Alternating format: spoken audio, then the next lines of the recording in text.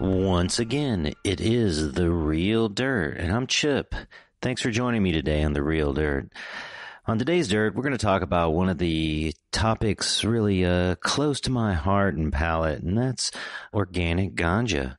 That's right. Many people talk about it. Many people think that or ganja should only be grown organically, and many people have this perception that it's always organic, and there's even other perceptions that the materials people put into their cannabis is organic. Well, that word's it's a hot button word. It means a lot. To some people, it just means grown in the ground.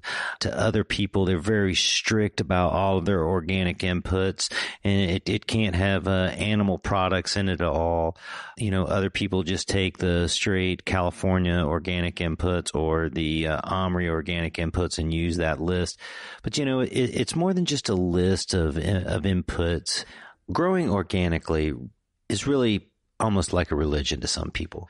They really take it at heart. They stand on a soapbox. They preach organics, but they might not know everything about those organic inputs. And I really think it's important to know where your raw materials come from, to realize if it is a stripped mined mineral or stripped mined guano, and, you know, to realize the impact, the footprint that we have, you know, on obtaining these materials. Just because it's on an organic list someplace does not necessarily mean it's the best thing for the earth, or the best thing for us, or the best thing for the world.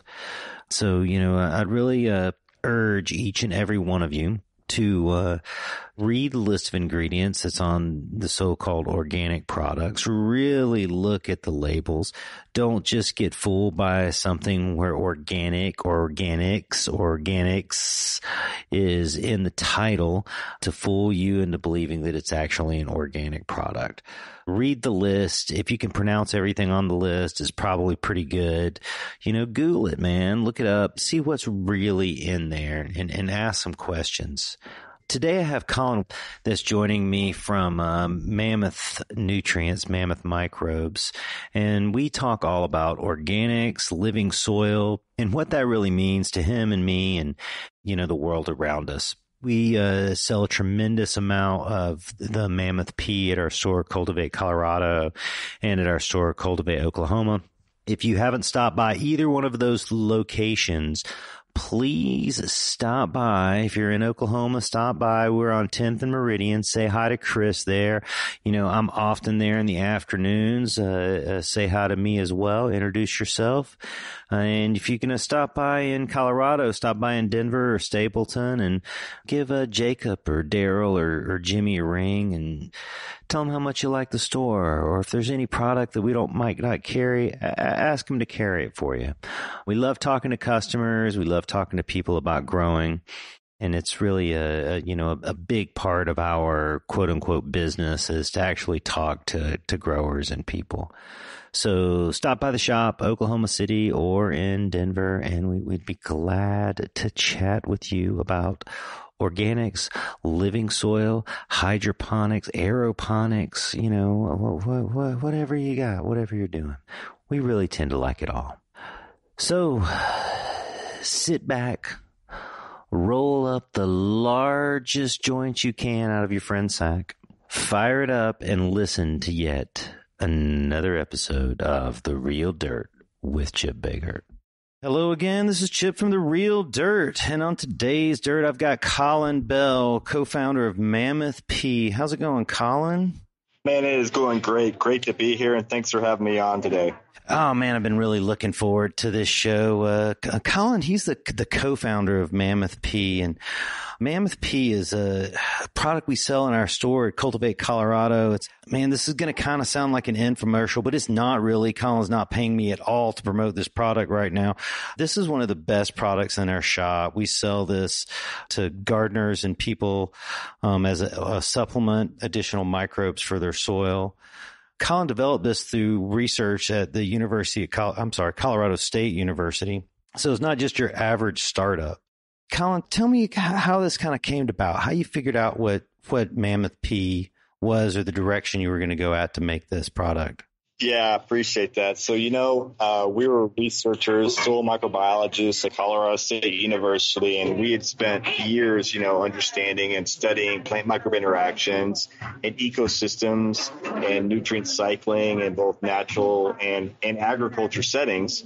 And so we understood microbes and how they interact with the plants to maximize their success very, very well.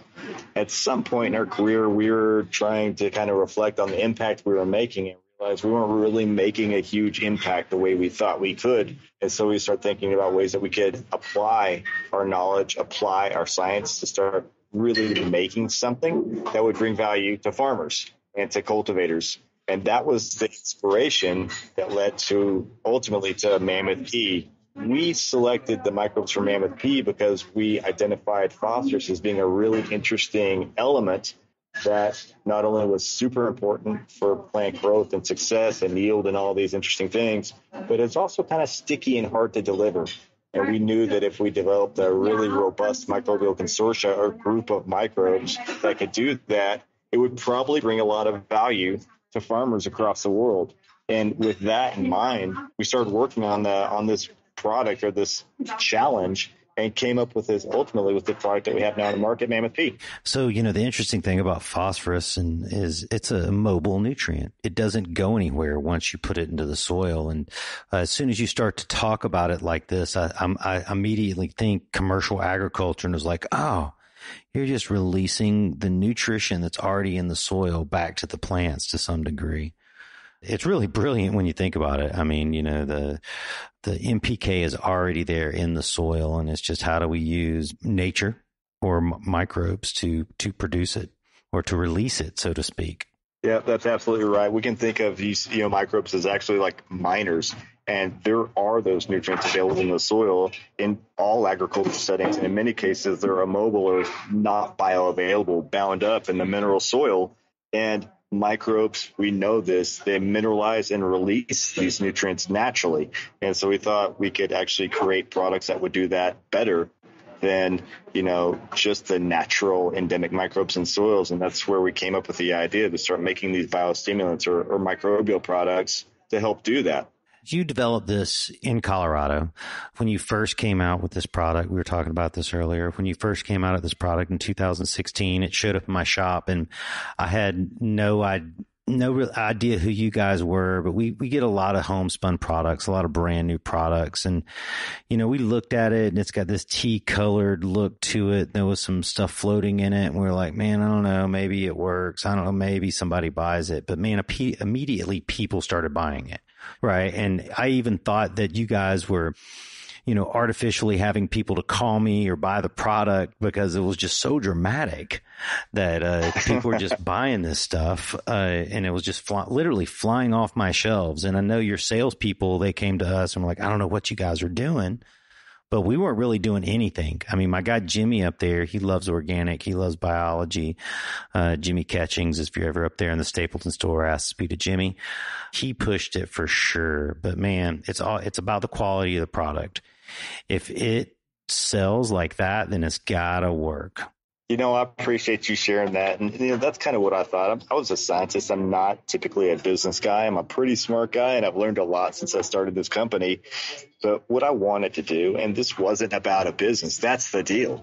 This was about making something super cool that farmers would use and growers and cultivators would use. It was only after we validated the technology through a lot of trialing and a lot of R&D money that we realized, hey, man, this works good. Now we need to figure out how to get in the hands of growers and farmers.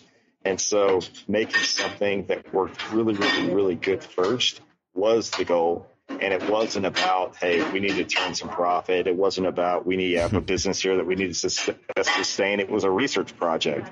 And that allowed us to do the diligence that we needed to create the right technology. And then, like you said, we knew that if it worked really well, we would create customers out of it. And so we got product in the hands of growers as much as we could. And we just wanted the feedback and the data from them and to validate that they were seeing good results. And that's really how Mammoth P started, was grassroots, getting product in the hands of growers and letting them see the results from themselves.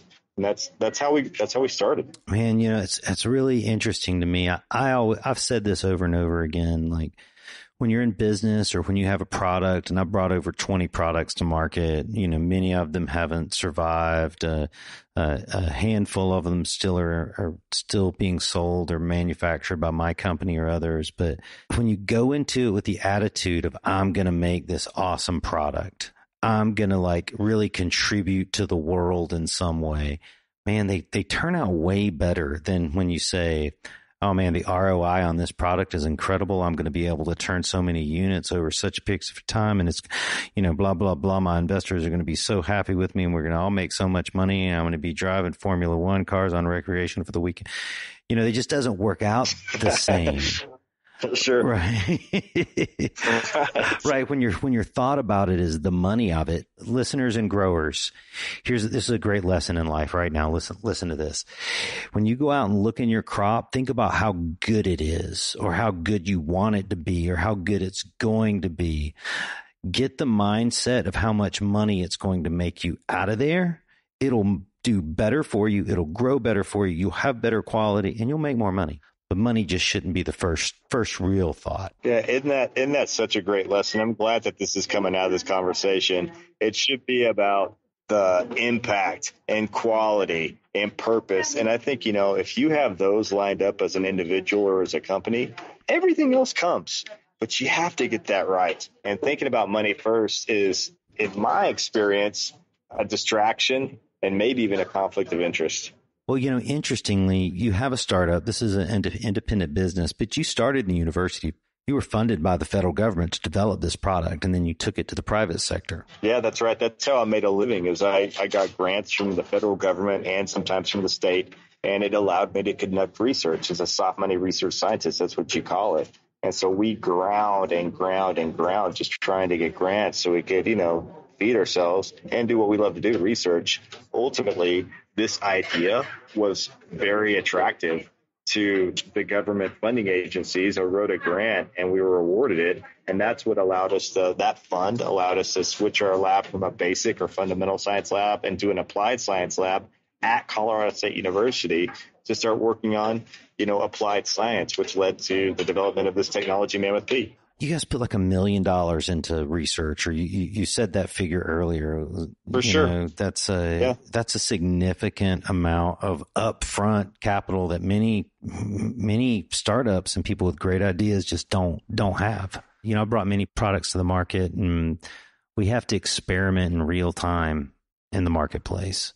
You have to bring a product to the market, see if the package works, see if the packaging works, see if the palette works, see if the product works, see if the directions work. But you were really able to fund all this ahead of time through our tax dollars. I think this is a great thing for tax dollars, man. Right. This type of stuff is incredible. Right. No, it's true because, it really is creating an economy. And I'm sure the economy that you guys have created with your product and with the people's gardens have far exceeded the $1 million that the federal government put into it. Oh, yeah, I think that's right for sure. It is actually an interesting point. At the university, our job was research and learning and making cool stuff. And so that's all there was to it. The business aspect, which you are way ahead of me on the learning curve on, was all new for me. And so starting a company and getting people and getting a team and scaling up production and all that stuff was a fun new learning experience. And I know you're an innovator and you're a problem solver, and I pretty much am too. And so those were very exhilarating and fun projects. But as soon as you get it onto the business side, everything's expensive. Time's expensive. People are expensive. Materials, everything adds up. And you don't think about any of that stuff at the university when you're just making and you're innovating. It's just part of the deal. And so it's a very different mindset for sure. When I started my most recent soil plant right outside Denver, growers potting soil, we ran about probably about 150 pallets of material before the machine was calibrated correctly. Each one of those pallets, man, represents like $700 in retail sales. It was a significant amount of money to put into it just for product that we'd never be able to sell. That was probably a little painful for you, wasn't it? You know, I've gone through it before, so I expected it. But the guys working with me, Daryl and Mo and Brent, those are my top guys out there. If you ever see those guys out on the street, listeners, mention to them how much you appreciate them making quality potting soil, because they do it all. They were a little disheartened by it. My CFO, she was disheartened by all of the packaging and, you know, all of the raw materials that we basically dumped into a hemp field next to us. You know, you just kind of have to do that to make sure that your packaging is on right, make sure all the pallets are stacked right, to make sure all the bags are filled right. And you can't, it's hard to just do it at small volume. You know, you gotta make some product. Yeah, and those details all are super important, as you well know. I remember when I first had a vat or a fermenter of Mammoth, and I'm like, well, now I need to find bottles, and I need to find closures, and I need to find labels and fillers and all these details. And some of that stuff worked. It's not necessarily easy, man. Yeah. It's a trial and error for all that stuff. When I sold Royal Gold, I was cleaning up, and I looked in a closet that was upstairs in the old office, and there were $30,000 worth of bad labels. Wow. You know, just labels that didn't work, that were bad products, that something was spelled right, that the state called me out on, that the state laws changed over it, that weren't UV resistant, that weren't water resistant, you know, that didn't have a slip coating on, whatever it is. It was just, you know, over time, you just accumulate it, you know. Yeah, it's incredible. Cost of doing business, but man, that's a lot of dough. Oh, it is. And, you know, as a startup business, it was a lot. It was, you know, if it all came at once, it wouldn't have worked out for me, but it was like a little here and a little there. You know, go be in business for 10 years and it happens. Same thing with you. I'm sure it took you a moment to figure out how to, the right cap to put on it, or, you know, the right sealer inside the cap, or the right machine to put the cap on.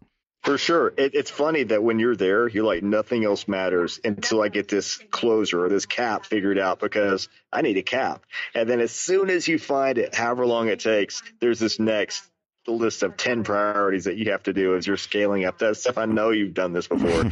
It's just such a fun thing, but you're like, okay, closures. I became obsessed about closures, and I became obsessed about bottles, and I became obsessed about fillers and all these details. And you just grow and grow, and then it kind of repeats over time as the business gets bigger and you start over and you scale to that next level. It's really fun. I kind of love manufacturing for that aspect of problem solving, but there's nothing but opportunity to learn and grow. I'll tell you that much. Yo, you're a dynamic person to be a researcher, developer of the product, and as well as you want to build it and see it work right too. You know, it's usually two different mindsets. Sure. So, hey, you know, I think this is a perfect time for us to take a break. Let's take a little break. Let's sit back. You're in the airport, so you won't be able to puff any, but I'll roll 3 or 4 joints, and then we'll be back. How's that? Perfect.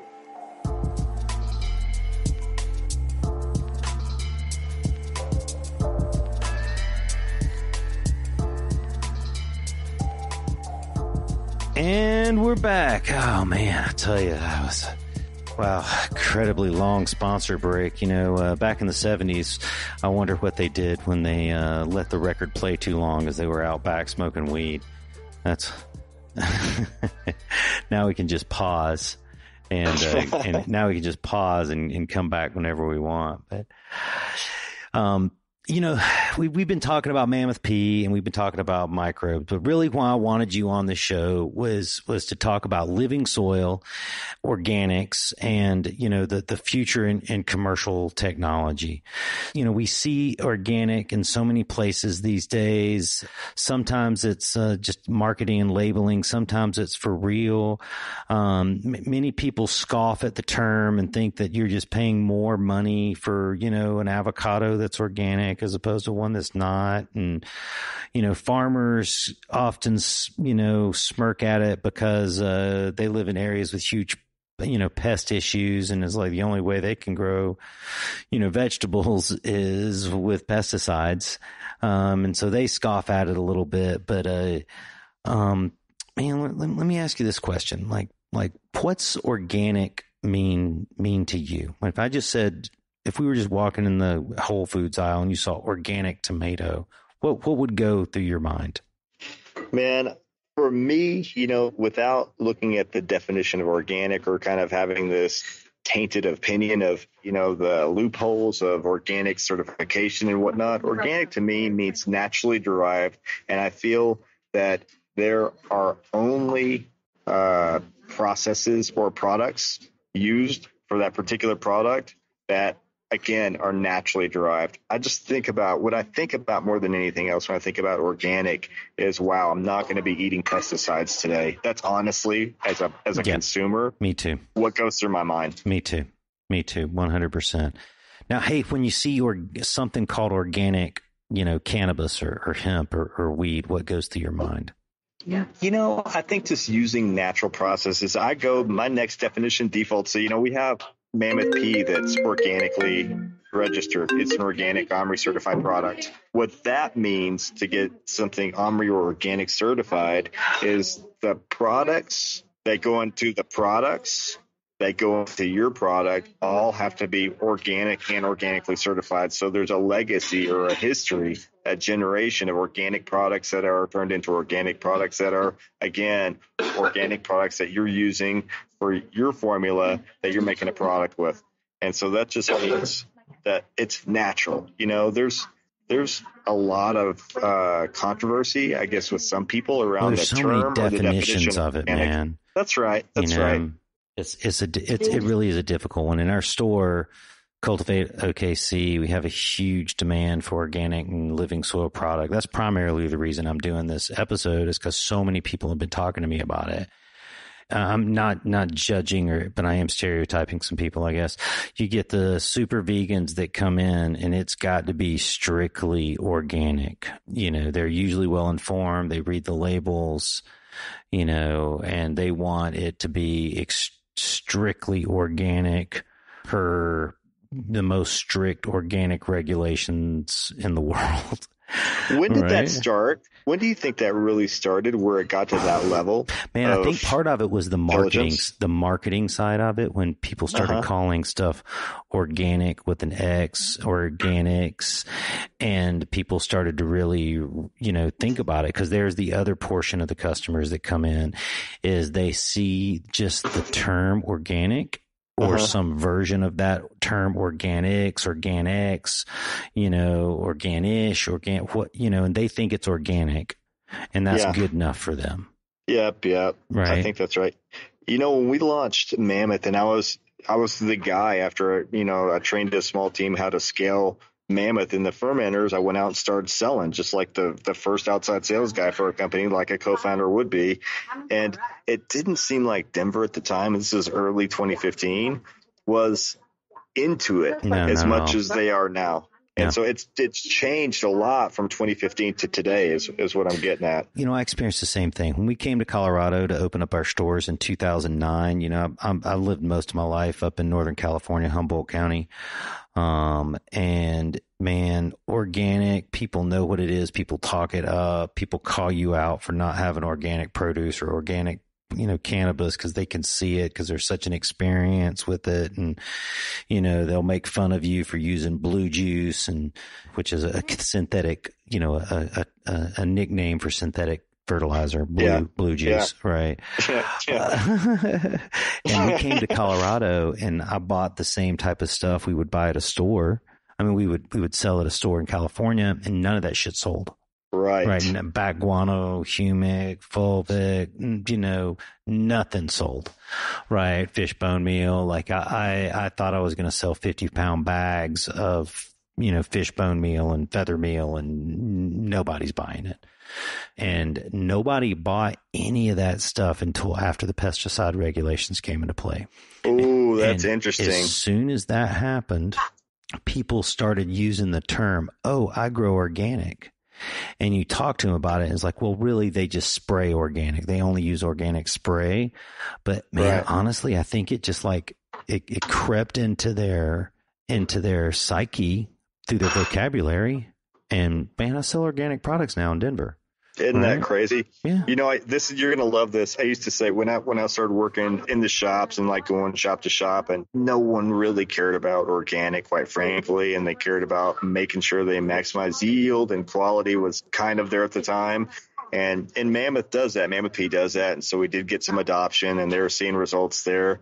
But on the side, I would joke, I was like, man, this is the gateway product that's going to start people, the synthetic growers, onto the organic track, because it was an organic product, but it was the microbes, and it was a microbial product that was compatible with the synthetic growers also, and so it did take off in Colorado well. And it's funny, though, when I started opening up Washington and Oregon in particular, which was, right around late 2015, early 2016, you walk into a shop and the first question they ask you, is it organic? And if it wasn't, they just ask you to leave. And so we're in Colorado, they didn't care. Yeah, West Coast all the way. It's such a different vibe. And so it was a fun learning experience for me. Now, Boulder, though, is a hotbed of organic living soil growers up there, though. That's where they, quote unquote, all are. For sure. Yeah, there's a lot. And it's even picking up. I was in Canada not that long ago, and there's a facility that's building out 1 million square feet right now, and they're trying to do the whole facility literally with living soil. Can you believe that? Oh, wow, man. No, that's awesome, man. That's great. It's totally cool. So living soil, what does living soil mean to me? You want to hear my definition? Yeah. He did perfect gateway. Let's go. So living soil is the same thing to me as the soil food web, and that's kind of how we study it in academia or in school in microbiology. And it's quite simply, I think of living soil or soil in general as the same thing. Soil is living soil, period, everywhere in nature, and it's the foundation of all life on Earth. It's biology interactions that cycle nutrients and cycle every bit of energy that flows from below ground to above ground into the atmosphere and back into the soil. So it's a really interesting concept of the foundation of life, and it's the movement of energy that facilitates all of the life on Earth. And it's just not the below ground components that contribute to living soil, because there's above ground life and plants in particular that interject into this. And this, you're a soil guy. My major professor a long time ago, he used to always say this. He'd be like, don't ever forget, Colin. And he would like shake his finger and get all kind of nostalgic. He's like, carbon is the currency of life on Earth for everything, and below ground too.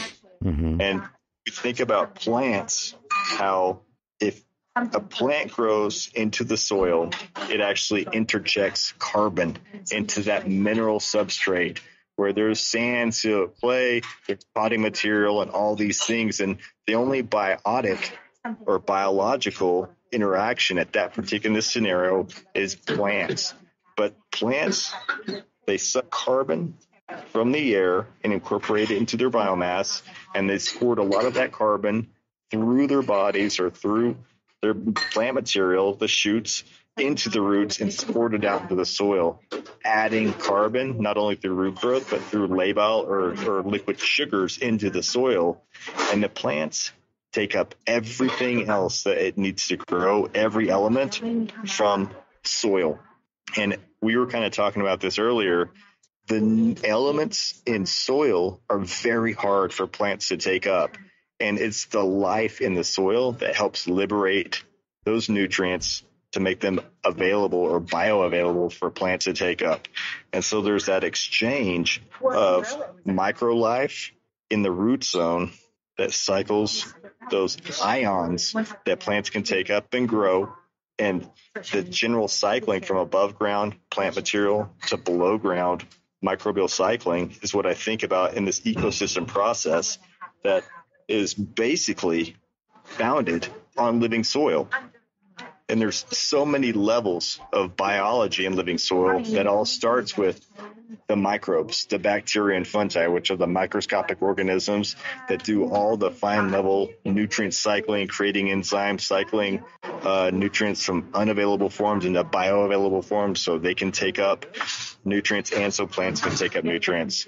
But then there's that next level of protists and nematodes, which are small, almost microscopic worms, and mites, and the larger arthropods, the spiders and the centipedes and earthworms and all these things that have layers of trophic layers, Chip. And so that means food web, where below ground, in many cases, bacteria and fungi are food sources for these nematodes or these mites that come and chomp down, and then they recycle the microbes into food material that they deposit into the soil, creating nutrient-rich sources or organic food sources, kind of like composting that plants then can take up. But you still need the microbes to cycle those nutrients and transform those elements from longer chains into smaller bioavailable chains. Wow, man, that was almost psychedelic in the way you explained that. I was sitting there floating through time and space there for a moment. It's actually an interesting scale conversation. Yeah, was that too much? No, it was perfect. It was perfect. Come back to us, Chip. Yeah. Come on back. Let me take a couple breaths. Hold on. Living soil is thrown out there so much. So many people mention it or say it or they don't understand what it means. Wow, you just explained it, as simple as can be. Anybody who listens to this episode will repeat the words you say and they will sound like a boss. That's for sure. But the thing with the thing that when I identify with living soil, you're feeding the soil with biological life. All the answers are already there. You just have to add, biological life to break it down and feed it back to the plants. Millions of years of evolution have already developed this process. Yep. And, I sell seabird guano, bat guano, feather meal, chickens, I sell all this stuff. And, I see the environmental impact of it. I try to talk people out of buying bat guano, even though bat guano is a great product, man. Oh man, the plants just love it. But you got to strip mine to get it. You got to take a ugly excavator or dozer and dig a huge hole in the ground and destroy bat habitat. And the same thing with seabird guano, and the same way with humic acid or gypsum or TMI and, all those great mined minerals that the organic community loves so much. They're mostly strip mined. And the beauty of living soil and biology and microbes is, well, you get to use far less of those strip mine products if you add the right biology, if you really nurture your soil so your plants can, absorb the nutrients, right? Absolutely agree.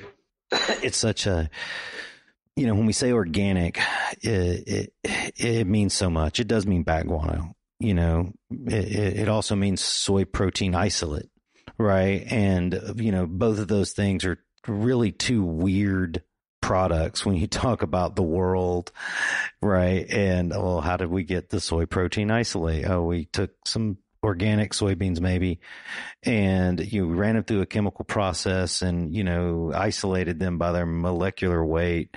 But that's organic, right?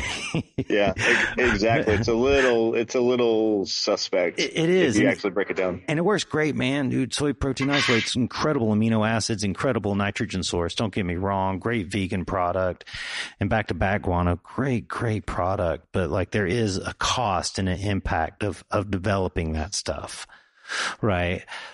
Without giving any trade secrets, like when you make Mammoth Microbes, what's your environmental impact? What do you make this stuff? You're not mining anything. Yeah, that's a really good point. So, and this is near and dear to my heart. And sustainability is another loaded word that not everyone loves because there's a lot of definitions. What I think is in sustainable practices is figuring out how you can meet your needs today while not hindering the ability of your next generation to meet their needs. So you try to give more than you take away. And that's one thing that I love about microbes is they grow. We can scale them so effectively and you can use natural sources to grow. There's an example. There's a couple companies out there that actually take food waste, from localities, and you can actually ferment and the waste food and create agriculture products about that. And so I think that's one very interesting example of waste, and we're turning it into something that we're using to grow food. For microbes, we give way more than we take away. We use real natural forage that continues to grow, and we just extract nutrients to create an interesting food source for the microbes, and we grow them up. And so it takes a lot of equipment. And so if you think about the energy that it takes to run our facility and the equipment and the fermenters, you have to take a look at all those things to really see what kind of footprint you're leaving. But as far as taking away from the environment, what we do is, I would say, very sustainable. And this is interesting. That's why also, if you think about the use of microbes in agriculture, it's even more interesting because there's a lot of nutrients that are added to soils that never get used. They build up year after year after year after year until a really harsh environment in the soil where microbes actually can mine that. So you can add a microbial biostimulant and reduce fertilizer inputs and allow the microbes to actually mine and deliver those residual soil nutrients to your plant, reducing chemical fertilizer input. So that's a huge impact in itself.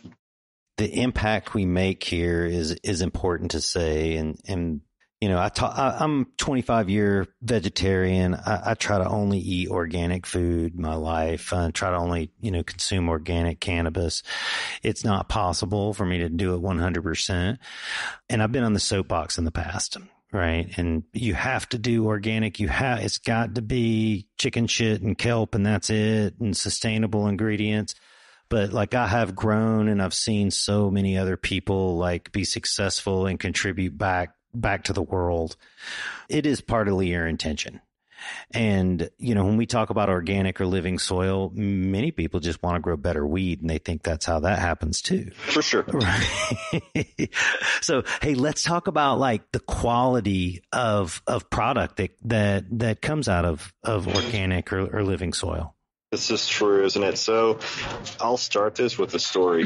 And I've done business with folks, growers all over the world. And in South America, it's a story I'm going to tell quickly. In Uruguay, some wonderful guys, Juan, they have a team and a shop, Urugrow, way down there, and they love organics. And South America in general loves organic growing. It's just in their culture. And they were doing a test. They were like, okay, Colin, here's what we're going to do. We have the same cultivar, the same room, half the room synthetic, half the room is completely organic. And we want to see how much different these practices would yield as far as the quality and the structure of the final product. And at the end of that grow, they look like completely different strains, quite honestly. The quality and the terpene and the potency, everything on the organic side was far superior to the synthetic side. And it was a hydroponic, to be fair enough. It was a hydroponically grown synthetic grow. So there's a lot of different practices. And I think that there's a way to balance and maximize nutrient delivery along with adding the organics and the microbes that you need to enhance the delivery of nutrients, to maximize your plant's ability to express its phenotypic potential, is what I like to call it, which means maximize not only yield, but the quality for which that plant was bred. Mm-hmm. And we can get there through a balancing act, but I see a lot more quality in terms of the overall flavor, smell, aroma in organic or organically intended growing practices. Do you think that's true from your experience? Man, I think the best weed I've ever had and the best tomatoes and the best watermelons have all been organic. 100%. I also know I have an organic watermelon at my house, half eaten right now because it doesn't taste worth anything. and I see with cannabis, I see people that care more about it being organic than they do about making it a quality product. And that takes a little bit more than just putting in organic inputs. I think that if you're a chef in the garden, man, you are going to have awesome organic or living soil product. If you're not a chef, if you don't quite know what you're doing, or if you do know what you're doing, but you can't quite do it, man, a little synthetic nutrients even go so far, right? To make the product look better for those people. I see this all the time. People come in and, one of the problems with living soil, here's one of the big problems with living soil is to get it to grow well, you really need to develop a heavy root system, right? You need to spend time in veg, right? You need to really grow a good, healthy root system.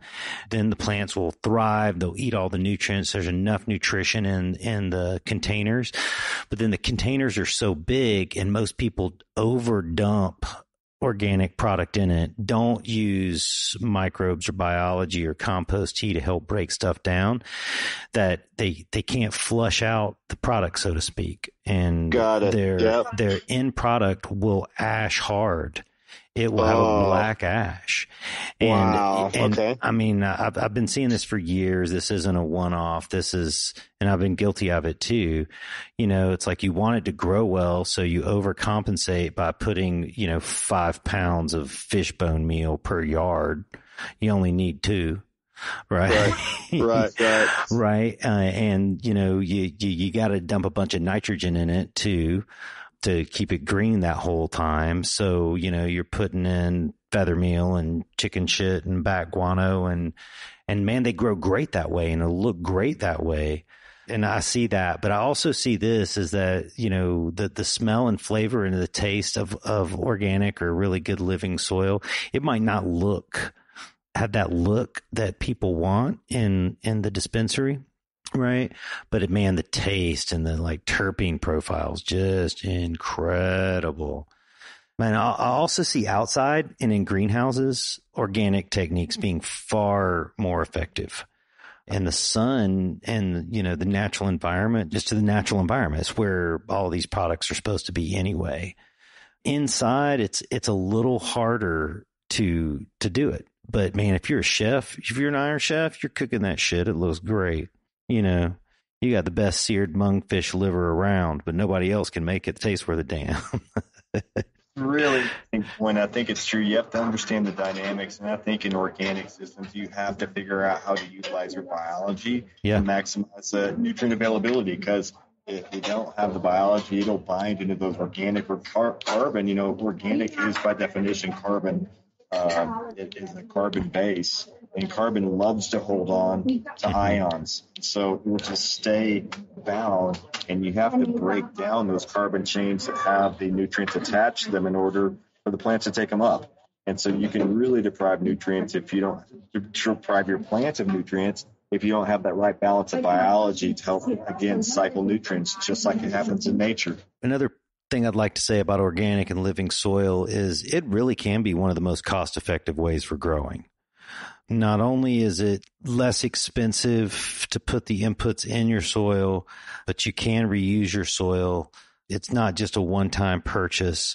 The nutrient delivery system is so much easier if you're just giving water, right? As soon as you're giving synthetics or even bottled organic nutrients, then you have to deal with pump heat and your propeller spinning and the pump clogging and your drippers clogging, your filter clogging. And if it's just water and all your inputs are already in the soil, and then you just, are giving it 5 liters of Mammoth pee that won't clog the drip system, that won't, you don't have to worry if you clean out your filter. That works great. Right? It really does. It works great. And outside, it works incredible. Man, some of the most cost-effective growing techniques, the synthetics, it costs money, man. It 100% costs money. That's right. I appreciate you saying that. What made me think of is, there's a couple things with the organic and living soil. There's a process and over time that you have to kind of just embrace. You're not going to come right in and start off and have a super thriving living soil. It's a time function, and there's a little bit of a learning curve. Once you dial it in, it's golden. But it does take, a while, I think, and you have to understand the biology and the elements that you're putting in there and the release of those elements and the time of the release to understand how to really balance everything out. There's a hemp farmer in Colorado, and he grows in soil, and he's amended it over time, but mostly he just grows in soil. And all he has is the Mammoth P, like you said, because he knows the nutrients are there. He just needs a little bit of a microbial catalyst to release them because they'll bind up into the soil mineral exchange pretty easily. And so making sure you understand how to add the life or when you need the life for the biology is one of the key cruxes to maximizing your success in these organic systems. I think that's true. The thing about organic farming, outside anyway, and inside it's a little different beast. You can do it all kinds of ways, but you're building soil.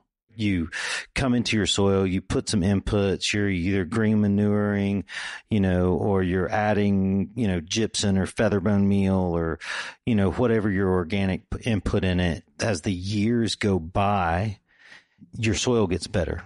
You monitor your soil, you do soil tests, you add what your chemist tells you to add, you add what your soil advisor tells you to add, and the soil just gets bigger. So there's this one-time input costs that might be high at the beginning. And, we help people in Colorado do this all the time. I'll say it's common for people to spend $5,000 to $10,000 on an acre to amend their soil organically in Colorado.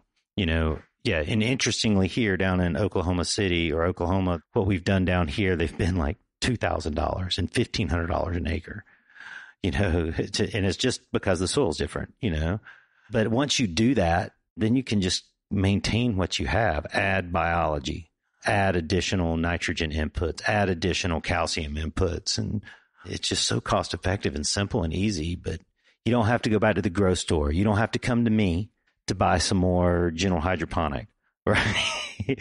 Which this is my business. I sell Grow More, I sell general hydroponics, and I talk to everybody about it.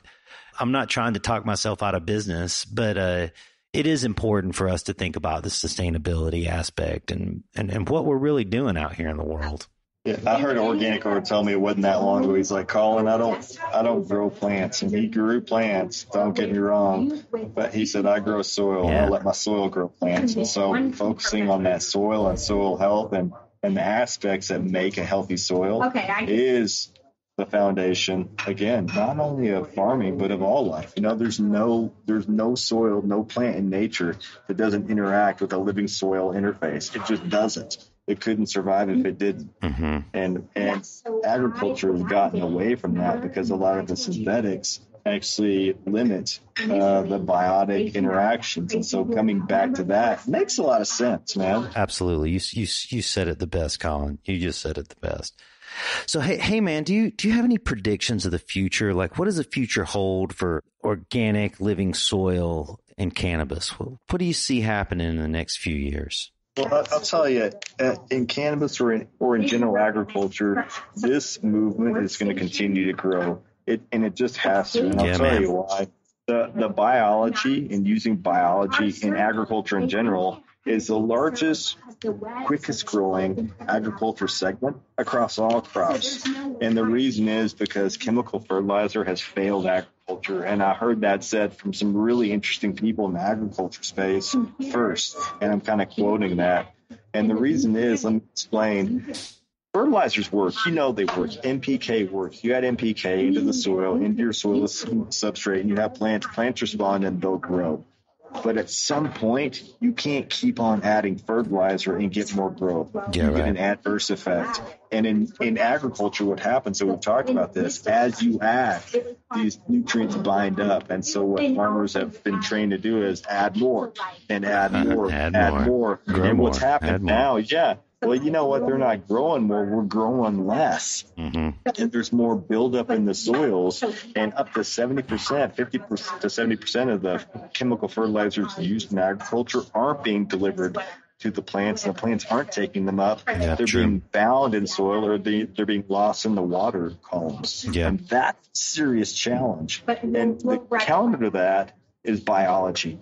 And even the large agriculture companies, they're starting to buy up a bunch of a bunch of biological company arms. Monsanto bought one up a couple of years ago for hundreds of millions of dollars. They're all looking at them because these are all chemical companies that know that their technology has failed agriculture, and they're having to turn to biology to bridge the gap, to keep on growing food to feed the world. So this is the movement. It's the movement, and we've seen it in cannabis. When I was starting to sell Mammoth in Colorado, no one really understood microbes. There was a couple products on the shelf. There's mycorrhizae on the shelf. And now everyone's talking about the microbes. And this has happened in a 5-year period. So it's an incredible time to be a microbiologist, and it's an incredible time to be understanding microbiology for agriculture.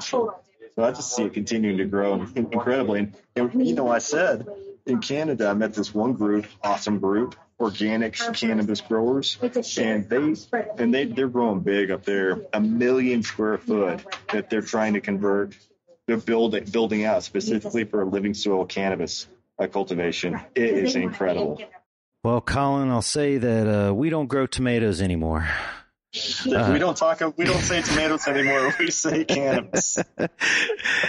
Man, it's been great chatting with you today. I'm glad you were able to get me some time in between your flights and you traveling all over the world to study and talk about biology and microbiology in our soil.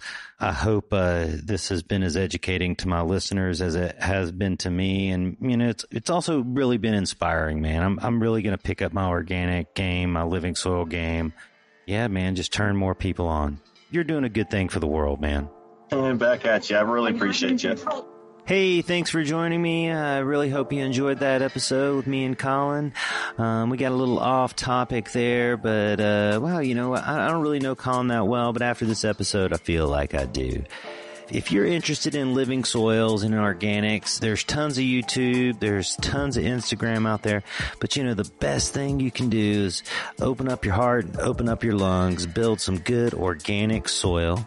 We recommend using Growers high porosity soil blend as your base, and smoke it for yourself, man. Grow it for yourself and be realistic about what you got going on. And just because you put a bunch of effort into it doesn't mean it's the best. But you know what? If you slow down and you watch what's going on, eventually it will be the best. So stay tuned for other episodes. If you like this episode and others, please download it at the Real Dirt Podcast on iTunes. You can also check us out on Facebook, Instagram, and wherever else podcasts are sold. And hey, like I say, stop by the shop, say hi. I'm down in Oklahoma City these days. Sometimes I'm in Denver, but we'd love to see you at Cultivate Colorado or Cultivate Garden Supply in OKC.